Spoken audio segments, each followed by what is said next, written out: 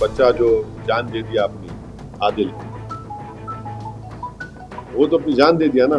Financial action task force में उनको grey list में लाए, ग्रे लिस्ट में लाए तो उनको ये देखिए इलीगल पैसों से फाइनेंस कर रहे टेररिज्म ये लोग, और हम लोग पूरा उन पे साइबर अटैक करना है। हमारे पास एथिकल हैकर्स है हमारे पास। शहीद अफरीदी ने ऐसा स्टेटमेंट किया है, भारत खुद ही अपने लोगों को मारता है और फिर बाद में हमारे ऊपर नाम देता है। कौन है जी इन्हें? शहीद अफरीदी कौन है? कौन है इन्हें? ISI हो या आईसिस हो, आईसिस खुरासान हो, या फिर आपके जो डीप स्टेट है या एस्टेब्लिशमेंट है पाकिस्तान का, वो तो यही चाहते हैं कि इस देश में हमेशा के लिए हिंदू मुसलमानों के झगड़े चलते रहे। तो इसीलिए उन्होंने हरकत की, और उनका वहाँ कश्मीर में जाकर नॉन मुस्लिम को, हमारे हिंदू भाई बहनों को मारने का मकसद एक ही था कि कश्मीर को बताना चाह रहे थे कि यहाँ कोई नॉन मुस्लिम नहीं आ सकता। तो उनका मकसद वही है। तो हम पूरे देशवासियों से अपील कर रहे हैं कि आप ऐसे वक्त पे अपनी पॉलिटिकल डिफरेंसेस होंगे, मगर आप उन लोगों को कामयाब होने मत दीजिए जो इस देश को कमजोर करना चाहते हैं, इसकी यूनिटी को कमजोर करने की। नाम लेकर मारा गया है, इसी तरह से हिंदू मुस्लिम किया जा रहा है। बीजेपी के मिजाज जो है तो नाम लेकर पूछ कर ला रहे हैं, दादा का वाकया सामने आ रहा है। तो ठीक है, वो जो कर रहे हैं गलत कर रहे हैं, वो लोग मुल्क के मुफाद में काम नहीं कर रहे, हम उसका मजम्मत करते, कंडेम करते हैं। अब आपके ही डिप्टी चीफ मिनिस्टर महाराष्ट्र के, वो खुद बोल रहे कि वो जो बच्चा जो जान दे दिया अपनी, आदिल, वो तो अपनी जान दे दिया ना। वो कहाँ देख रहा था कि मुसलमान है, हिंदू देख रहा, इंसान को देख रहा था। वो जान बचाने के लिए वो टेररिस्ट से वेपन छीनने की कोशिश किया, उसको मार दिए। तो ये जो अगर हमारे देश में से कोई कर रहा है गलत है, ये उसको हम कंडेम करते हैं। सरकारी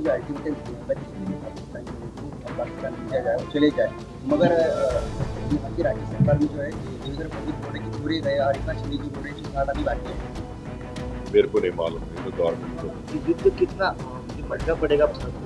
अरे भाई अभी गवर्नमेंट को छोड़ो ना, ऐसा लूज टॉक मत करिए। गवर्नमेंट का डिसीजन होगा, गवर्नमेंट पूरा सोच के फैसला करेगी। सुने एक बार सुनिए, गवर्नमेंट क्या करेगी नहीं करेगी वो गवर्नमेंट तय करेगी। हमारा बोलना अपोजिशन कहता है कि आप इस पर स्ट्रांग एक्शन लीजिए, ये खत्म होना ये चीज। अब वो कैसा एक्शन लेंगे, क्या लेंगे, गवर्नमेंट पे तो थोड़ा आपको तो उसको उन पे छोड़ना पड़ेगा ना।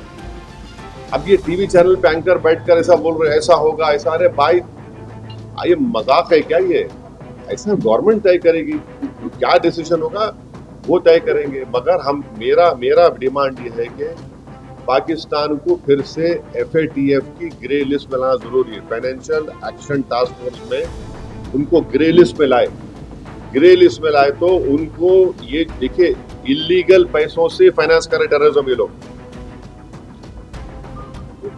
कोई वाइट का पैसा नहीं कि इलीगल पैसे। तो FATF की दोबारा लिस्ट, ग्रे लिस्ट में पाकिस्तान को डालना जरूरी है।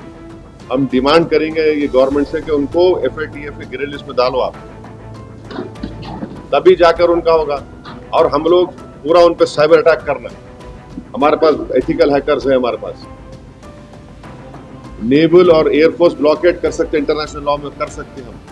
और अगर कल कोई एक्शन गवर्नमेंट लेगी तो यूनाइटेड नेशन का कानून है आर्टिकल 51, जो सेल्फ डिफेंस में आपको राइट देता, और नॉन स्टेट एक्टर्स के खिलाफ भी आप एक्शन ले सकते।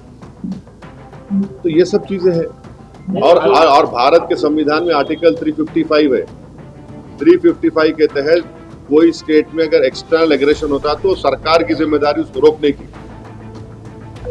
शहीद अफरीदी ने ऐसा स्टेटमेंट किया है, भारत खुद ही अपने लोगों को मारता है और फिर बाद में हमारे ऊपर नाम देता है। कौन है जी इन्हें? शहीद अफरीदी कौन है? कौन है इन्हें?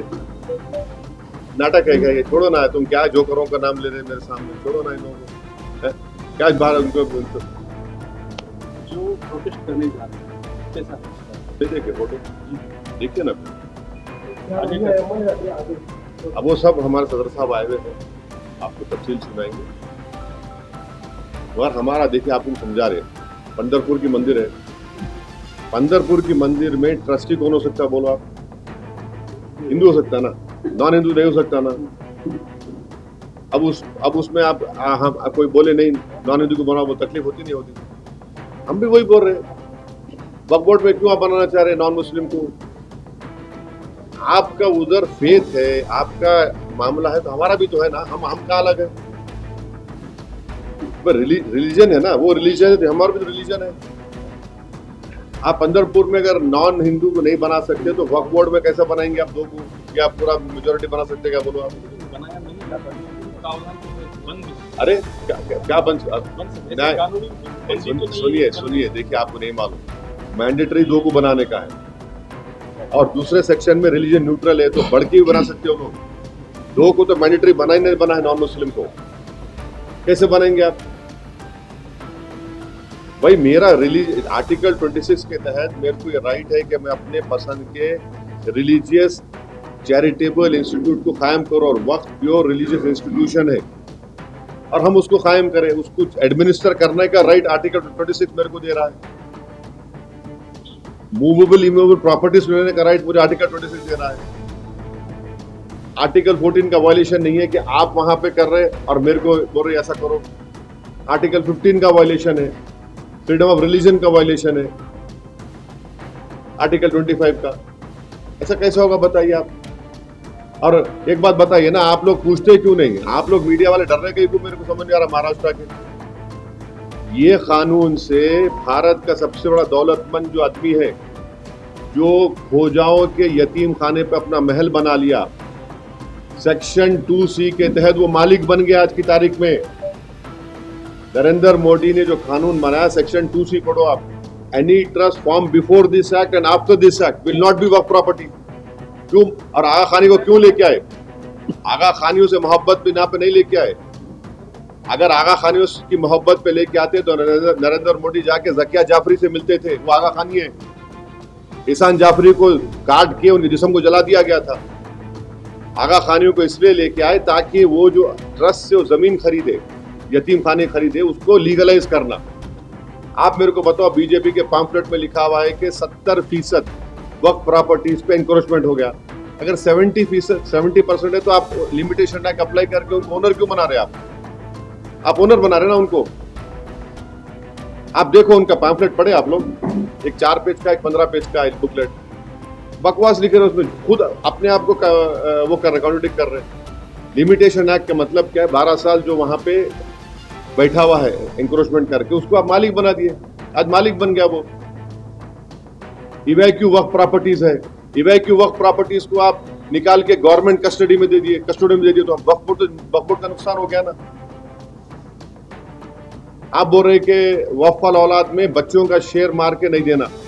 क्या आज हमारे भारत में हिंदू धर्म में अगर सेल्फ एक्वायर्ड प्रॉपर्टी होती है तो आप किसी को भी अपने, अगर आपके 2 बच्चे हैं तो आप किसी एक को पूरा दे सकते या महल्ले में किसी को दे सकते, मगर इस्लाम में हम 1/3 से बढ़ के नहीं दे सकते अपने बच्चों में से किसी को भी। विल पावर आपको है, और हम अगर आप, मैं अल्लाह के नाम पे दे रहा हूं। अब मिसाल के तौर पर अगर कोई हिंदू अपना पूरी प्रॉपर्टी दान दे रहा तो उसमें पूछते क्या तू बच्ची का हक मार के दे रहा है? उन्हें बोला नहीं भाई, भगवान को दे रहा हूं, अल्लाह को दे रहा हूं, मैं मेरी प्रॉपर्टी है। संविधान में आर्टिकल 300A है, प्रॉपर्टी आपका है, मैं कुछ भी कर सकता हूं मेरे प्रॉपर्टी। आप बोल रहे नहीं, वो ऐसा नहीं कर सकते आप। तो ये इसमें ऐसे प्रोविजंस है इतने। अच्छा, हम ये जो चला रहे ना प्रोपेगेंडा, बीजेपी हमको बताओ एक सेक्शन बताओ उसमें जो प्रॉपर्टी तुम लैंड ग्रैबर से निकाल के लाके देंगे। तुम एक सेक्शन बताओ जो यहाँ से इनकम में इजाफा होगा, बताओ ना। 45 अमेंडमेंट्स है, कौन सा उसमें है बताओ जो मुसलमानों के मफाद में? आप तो लूटने के लिए लेकर आ रहे। सेक्शन 3D आप बना दिए, उसमें 3D का बोल रहे, क्या बोल रहे, जो आर्कियोलॉजिकल एंशिएंट प्रोटेक्टेड मॉन्यूमेंट है वो वक्त नहीं रहेगा। क्या मतलब भाई? आपको मालूम औरंगाबाद आपके शहर में, यहाँ पर अपने क्या नाम था जो वहां से अफ्रीका से आए थे बादशाह का, मलिक अंबर का वो नहीं है, वक्त नहीं रहा वो। हाँ नहीं रही, वक्त नहीं रहा वो। कैसा होता बोलो? वो सेक्शन 3D में आप बोल दिए मलिक अंबर की खबर अब वक्त नहीं है, कैसा बोलेंगे भाई? कई शियाओं के इमाम बड़े हैं, 200 साल पुराने हैं, एंशिएंट है, तो आप बोल रहे नहीं वक्त भी नहीं रहती। कैसा होगा ये? अब आपका पंचक्की है, आप पंचक्की बोलेंगे नहीं है, दरगाह नहीं है, वो वक्त नहीं है क्योंकि एएसआई का मॉन्यूमेंट है वहां पे। आप तो छीन रहे ना हमारे से, बचा रहे कहां? कौन सा सेक्शन है बताओ आप?